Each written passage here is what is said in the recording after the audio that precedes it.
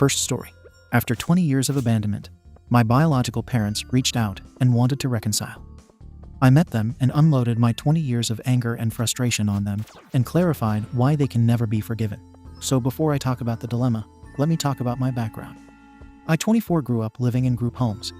If you don't know what a group home is, it's basically a smaller orphanage. Living in a group home was rough. We generally weren't guaranteed meals, and we shared literally everything. So if we got new clothes, we had 10 other kids fighting over them. If we got pizza, we had 10 kids fighting over it. When I was 11, I became close with this kid from school. He invited me over to his house for a couple sleepovers, and his parents would notice how much I was eating. I would completely pig out, despite being relatively skinny. There were a couple of other things they noticed about how I behaved that were very weird. They realized I was probably being underfed and decided to take action. Eventually, they took me in, and I never looked back. So today, I'm 24, and I'm working a nice desk job. I'm generally happy, and I'm still close with my adopted parents.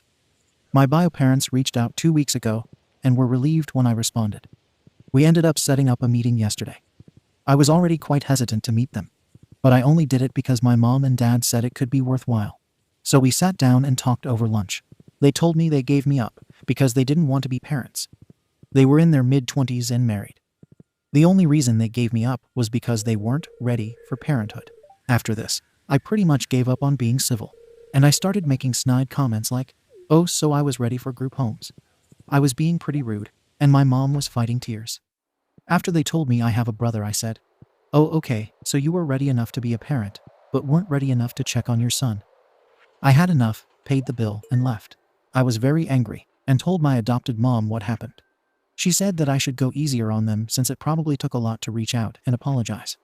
She went on and on about how she'll support me no matter what, but she thinks I'm acting a bit harsh. My parents called and asked if we could meet again and talk more.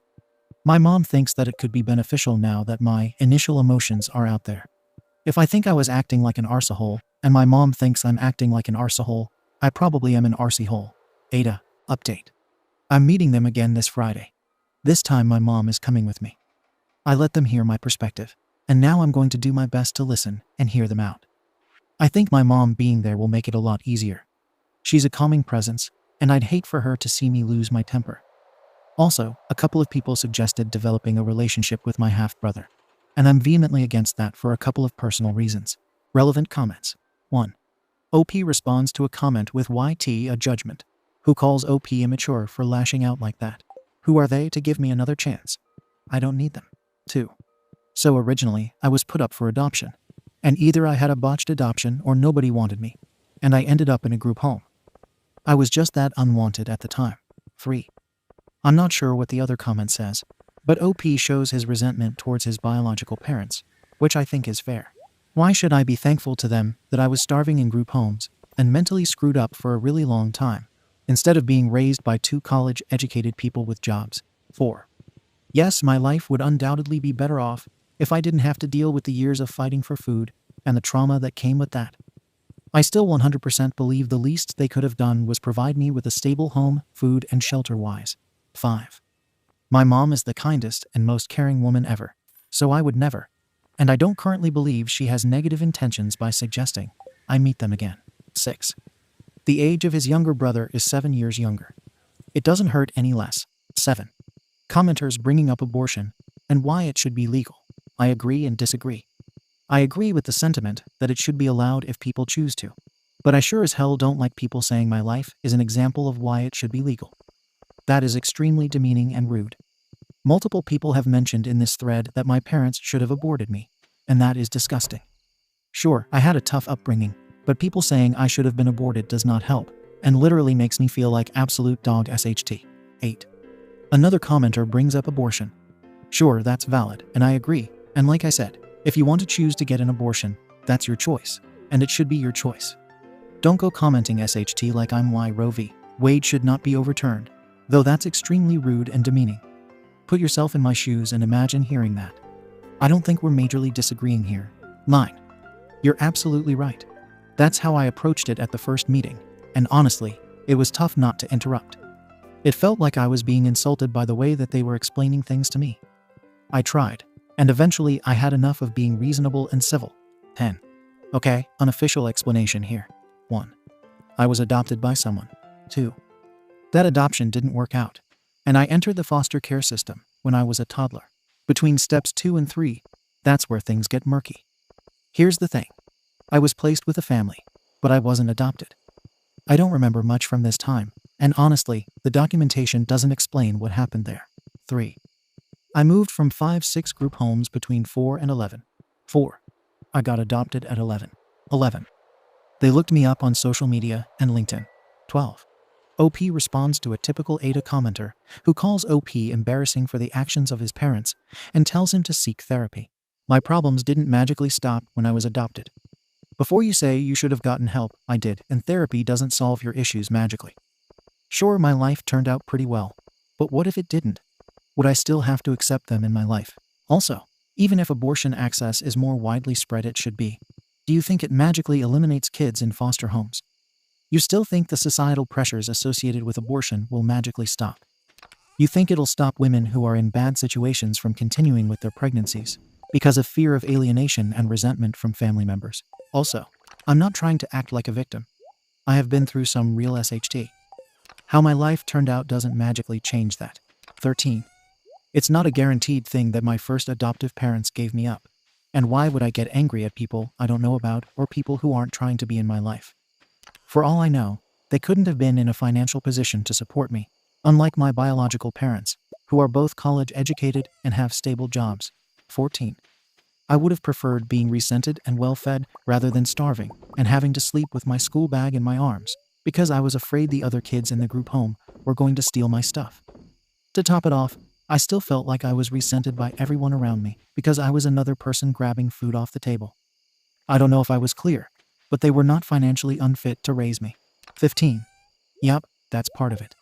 Also, I don't think I could ever have a relationship with my brother. I'm just not a good enough person to look at him and not be envious and jealous of him. And the fact that this little effer was good enough to keep and I wasn't. It's obviously not his fault, but I couldn't ever see past that. 16. I had already been leaving them alone for 24 years. They're the ones who want to get involved in my life. 17. If they aren't my parents, and never were, why bother reaching out? See where I'm having an issue. So you don't consider me your child, but you want to meet me and be in my life. See the inconsistency? They can't have it both ways. They can't be like, oh, you're not my child, so how your life turned out isn't my fault or responsibility. But at the same time, you're my child enough for me to expect a relationship out of you. Either I'm not their child, and they should stay out of my life, or I am their child, and they should take accountability. You're right, I could have just ignored them, but I also feel entitled to know my family and medical history. Hell, I think I'm entitled to know my extended family too. 18. Yeah, my mom is amazing. I'll never be able to thank her enough for what she does for me. Honestly, I might just tell her not to come and bring a friend or something. I know I'm putting her in a weird situation here. Honestly, if she wanted to, she could say she doesn't want me to ever talk to them, and I'd feel she'd be completely justified. Update. Okay, so I got a lot of love for my last post and some criticism. Overall, I took a lot from it, but I'm learning to be a better person. So as per my update, I did meet with them again with my adopted mom. This meeting went very differently. So at this meeting, they wanted to hear about my experiences in group homes. I talked about it, and I got a little emotional. That was one of the few times in my life I shared what happened, and it was tough. So I told my stories, and my bio mom again got teared up. So they told me how they never intended for me to be put in that situation when they had someone adopt me. They explained more about my adoption process, and I was more understanding of their reasons. My biological parents deeply apologized and told me they didn't know that my life turned out that way. Things started lightening up, and I started telling them more about my current life. I told them about my college years and some of my accomplishments. Me and my mom told a few funny stories about me, and it was nice. I had a good time. I think having a middleman, my mom, was helpful. So onto the part a lot of people were wondering about. A lot of people were wondering why they reached out now, and we talked about it. So there are 2 reasons. They want to have my name included in my grandpa's will. I was their first grandchild among 6 children, so they did want to leave something significant. I don't know how to feel about it, especially considering I don't know them at all. Money is money, but it feels weird accepting it from them. It also feels weird that everyone else in their family knows I exist and has never reached out. The other reason is that they told my brother about me. He's been pushing to contact me and meet me. I told them I'm not yet sure about meeting him, but it's definitely a possibility. Here's another interesting outcome. Though I learned I'm mostly Greek and have a lot of relatives in Greece. My parents offered to set me up on a trip to Greece to explore and meet family. I'll probably decline for other reasons, but that's besides the point. My adopted parents are Italian, so it's cool knowing where I'm really from. Overall, letting them speak and really explain themselves helped things. I think they did have good intentions by reaching out, and I don't know if I want to have a relationship, but I'm at peace with everything. A lot of people suggested therapy, and I will be attending therapy starting 2 weeks from now. I think I've tried for too long to just handle things on my own, and I'm hoping I change some things about myself. So yeah, things changed, and I appreciate the advice. Relevant comments. I was adopted by an outside family, and that fell through after my parents terminated parental rights. That's when I entered group homes. They adopted me out so the rest of their family wouldn't find out. Also, they were in their 20s, while the rest of the family were in their teens or younger, so it would have been tough for someone to take care of me. Eventually, they told everyone, and yeah, that's all. Second story. My husband helped this girl, and she just included herself in his life, without even acknowledging that I am his wife. Is it normal, or are my pregnancy hormones high? So, I'll start by saying I'm generally quite a secure person, and have never felt like I had any issues around this, until I read a message sent to my husband yesterday, and I'm kind of spiraling. Sorry, this may be long. For some background, my husband does downhill biking. He's been doing it since he was very young, knows what he's doing, and is out there every day. Generally rides with the same group of guys, but they mostly stick to weekends. My husband goes out every day of the week. Luckily, his job allows him to. If he's out on his own, generally on weekdays, and the dogs are free, he'll take the dogs. They love it. So around 6 months ago, he was out in the morning with the dogs and ended up coming home earlier than usual. While he was out, he found this girl who fell off and had badly injured her arm or wrist. As you can imagine, he has done the same numerous times and knows exactly what to do and where to go to get seen quicker. He got her to the car park, packed the dogs and bikes up, and took her to the GP, who referred her to the hospital, and he came home. All good. Around a week after this, one of the guys he rides with sent him a screenshot of a post in a Facebook group that was made for people specifically who build and maintain the bike trails. It went something like this. I was looking for someone called insert husband's name here who helped me last week when I fell and got me to the hospital. He drove a husband's truck and had 3 dogs, then listed our dogs' names. She had posted in a few groups before being linked to the group for the trail builders, who my husband goes out there with. My husband isn't on social media, so he said he could send her his number. She texted him to double check that she had the right person. He said it was, and that he was glad she was feeling better, and he was happy to help. She offered him money, or to take him for lunch, which he declined and just said again that he was happy to help. They text back and forth, every now and then, with her initiating, and it's mostly, hey, how are you? I hope you are well, etc. Until she starts getting better and can ride again, it turns into, hey, we should hit the trails sometime. Now, without tooting his horn for him, he's very good. He used to ride competitively when he was younger, as did many of the guys he rides with. Most people at the park know who they are, and generally, if they hear them coming, they will just get to the side and watch them pass. He tries to decline her offer in a way not to offend her, but there's no way she can keep up with them. There's a section that's just big jumps to practice on. He says maybe next time he's on those, he'll give her a shout, and they can meet up there. Eventually, that happens, and he gives her a few tips, which then turns into her texting him more often about biking, asking for him to tutor her, and just general stuff. This goes on for the next couple months. There seems to be a friendship starting. I never once had any concerns about this, and was quite happy for him to continue, and they do. So yesterday, Monday, he went out with the dogs and bumped into her. He said they spoke for a while and went on a cycle with the dogs to wind down before he came home. She started texting him when he got home, and I could see these messages coming through the iPad as I was using it. To be clear, he's not hiding the texts. He openly leaves his phone lying around, no passcode. Let our daughter play on it. Happy for me to use it. It doesn't get weird or secretive about it in the slightest. He knows the iPad and laptop are linked to his phone, and they can all be seen by anyone using them. He has never given me cause for concern. Its intentions, I'm not too sure on at this point. So anyway, the dogs. We have 3 working gun dogs used in the fields regularly, and while they can look like they're running riot down these trails, They are extremely well trained and tuned in to whatever my husband is doing, which becomes more apparent when he's not on the trails and they're following, watching his every move. These texts started on about the dogs for a bit when she sent a text that ended in the following: like a slave looking to please their master. Admittedly, I don't care for emojis or the texting garb people use nowadays. I don't even know what the face means, frankly. But something about this made me feel icky, and I feel like there's an undertone going on here, he replied, but seemed to ignore that last comment. However, this caused me to think about and look back on her communication, and I feel like I've noticed a few red flags. 1. She always initiates. 2. If she doesn't get a reply, she seems to keep sending messages until he replies. 3. Not once has she ever referenced or acknowledged the fact that he is married or has a family. Even when he mentions that he was away for my birthday, or that he was going to our daughter's dancing show, she'll change the subject as if she's pretending we don't exist or closing down any mention of us. 4. She often makes excuses for them to meet up. One-on-one. I'm sure there's more, but I don't want to scour through every message and feed into this more than I already have in case it's nothing. But am I crazy for thinking there may be something going on with her? I don't want to bring it up in case it is nothing, and I look like I'm being paranoid. It just isn't sitting right. I'm also pregnant, and the hormones are doing their thing. Should I say something? Or leave it and monitor this more closely for a bit?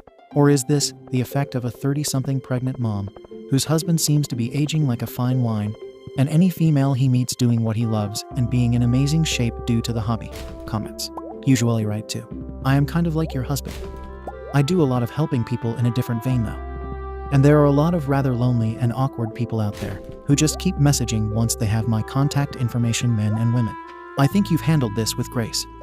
But I think it's totally reasonable for you to have a conversation with hubby and just say, dude, she's pretty pushy, and you're not doing anything wrong. But I'd appreciate it if you'd shut her down and just tell her that you're not in a position to be a coach and your ride time is focused, so you can't help her. She sounds a little starstruck and needy, but he's not doing anything wrong here, so I wouldn't make it a big, hairy deal. OP, thank you. I just don't want to be the pregnant wife whose demanding husband blocks women because I'm making things up in my head. Miss Scarlett Thiharla, you're not. And from the way he's responding or not responding, I'm fairly certain he's also not terribly comfortable with how she's coming across either. It sounds like you're both on the same page with this.